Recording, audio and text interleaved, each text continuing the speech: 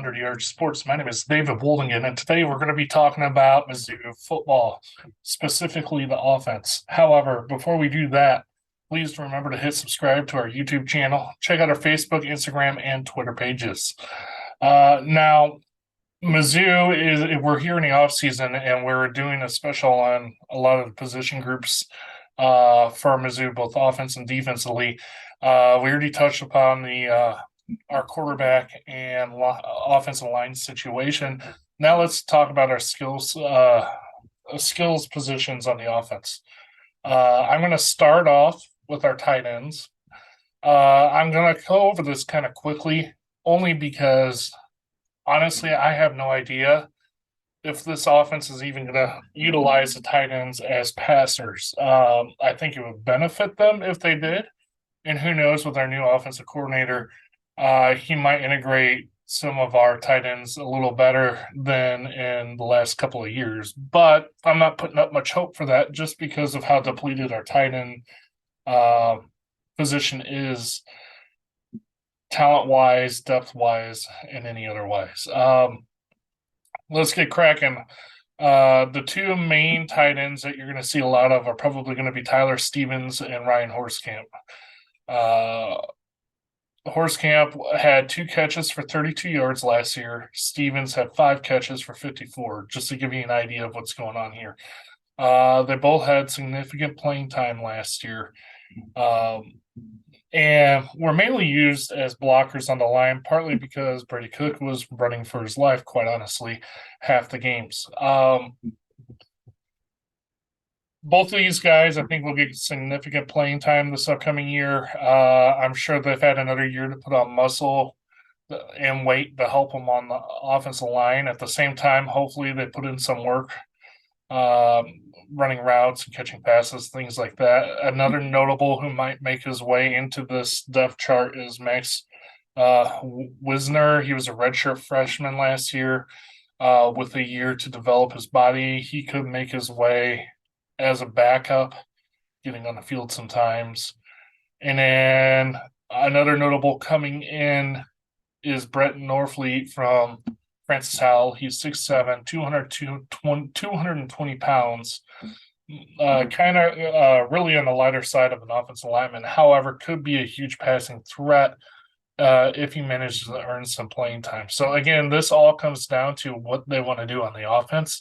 With the revamped offensive line, if they play stronger and have a better year blocking, they might be able to use these tight ends more in the passing game, which could really open up some things. Along that line, let's talk about our wide receivers. Some of the key losses this year through the portal, graduating, and so forth are we lost Dominic Lovett, Barrett Bannister, and Tusky Dove. 3 of your 5 top receivers right there. Losing Lovett really hurt. However, it does bring up some major opportunities for the rest of the receivers available. Lovett primarily played in the slot. For those of you who don't know what the slot is, the slot position is usually between the tight end and the outside receiver and tends to be more of the playmaker of the group, while the outside receivers are usually the ones who streak down the field very fast and can take the top off the defense and allow the other guys to get open, such as, in this case, moving Luther Burden over into that position to allow him to make plays. Another key proponent of the slot receiver is they use him a lot in jet sweeps and things like that, kind of as a running back, and he also becomes a blocker.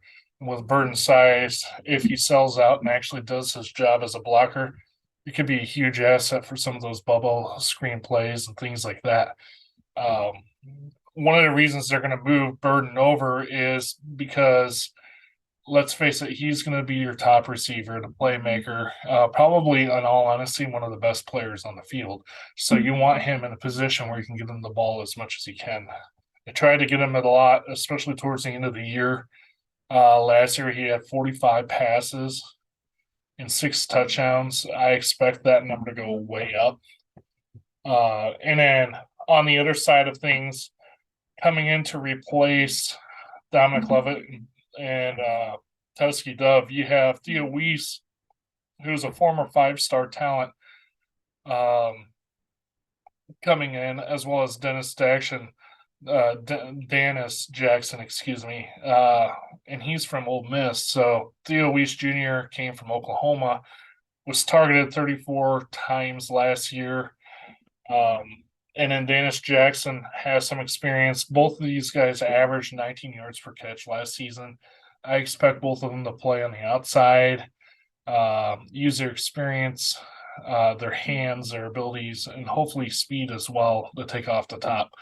Another couple of players worth mentioning who really were starting to shine towards the end of the season last year was Mookie Cooper and Mekhi Miller. Both of these guys are going to have a huge impact, and I expect all these guys to be rotating in and out, getting their breaks. I expect Mookie to take a huge jump again this upcoming year and really start to stand out as another receiver to complement Luther Burden. Miller really started coming on towards the end of the season, has shown his speed and some really good flashes. And then, of course, you have Chance Looper mixed into the bunch as well. And while there's not a whole lot of experience with some of these younger guys coming in here, hopefully with Theo Weiss from Oklahoma and Dennis Jackson, excuse me, from Ole Miss, they can continue the production right where they left off from last season. Another key proponent of this is our quarterback situation and how well the quarterback can get the ball to the wide receivers. If whoever is back there right now, it's Brady Cook's job to lose, but whoever's back there can get the ball out without being under pressure and make good decisions, this could be a very, very dangerous group. So it's going to be real interesting, again, to see how the new offense takes shape with the new offensive coordinator. I expect it to still be very much like it has been in the past because Drink is going to want to have his fingerprint all over it. However, with the new play caller in play, I could see them, especially if the line is much improved from last year, start utilizing the tight ends, which could open up all our wide receivers because that's just one more person those defensive backs and linebackers have to cover. Finally, moving on to the running backs. Our two largest producers, for the most part, are back with Cody Schrader. Nate Pete, after the Auburn game, kind of lost his position to Cody. I expect him and Schrader to compete for the top spot. Again, Cody Schrader had 745 yards, 9 touchdowns, averaged 4.4 per carry. Pete, on the other hand, had 438 yards, 2 touchdowns, again, 4.4 carries. If you can get over what all happened after the Auburn game last year, Pete could be one of the guys who carried a load on our running team. As well, we have Michael Cox, BJ Harris, Tavarius Jones, and an incoming freshman, Jamal Roberts, all fighting for playing time. I expect Jones to make some strides and maybe work his way into the rotation. We need some of these younger guys because Schrader and Pete are both on their last year of eligibility, and we have to have someone to take over. So I could see Drink on the offensive side of the ball give these guys, younger guys, not only some opportunities, but some just playing time in general for experience because they're going to need it down the road in the future. However, I thought that in our quarterback position too with Sam Horn last year, and I didn't see it very much. So who knows what Drink will do to develop some of these guys. However, it wouldn't surprise me to see Jones make an impact this year and maybe even see Jamal Roberts come in for a couple of games just for experience purposes. And depending on how practice goes, he might earn his playing time. I think the running back position might be the most important side of things on the offense outside of the quarterback. And part of the reason is this offense is really built on the running game.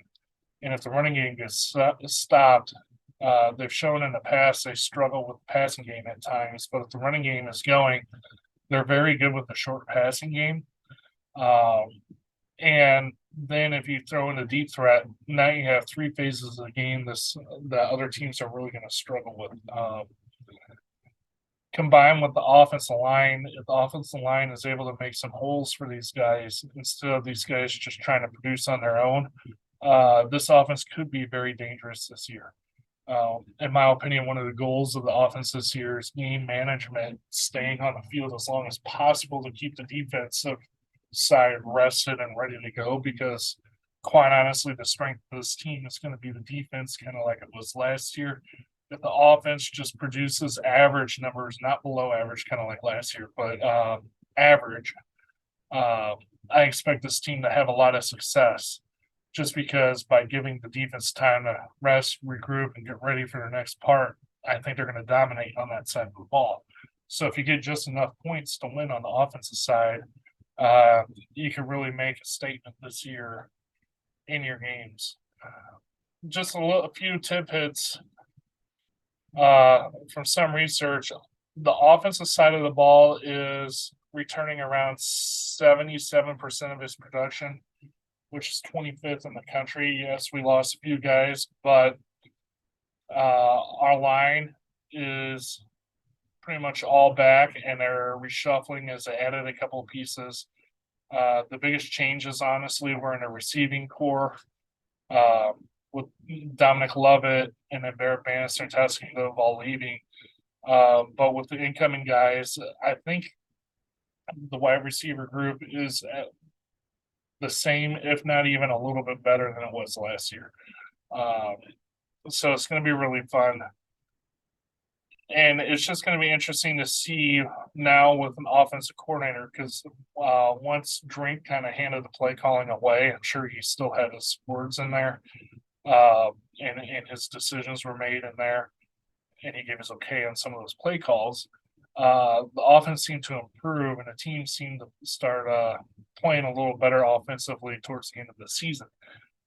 Now with a full off season under the belt and ready to prepare for the new season and giving a chance for an offensive coordinator to get settled in, I think the offense is going to show some great leaps this upcoming year.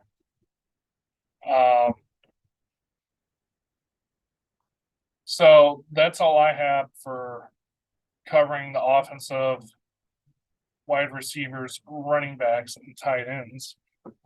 Keep your eye out as we'll continue to release these special videos on the different positions of Mizzou football. That's all I have for the offense right now. Keep an eye out as the summer progresses, and thank you for watching Under the Arch Sports.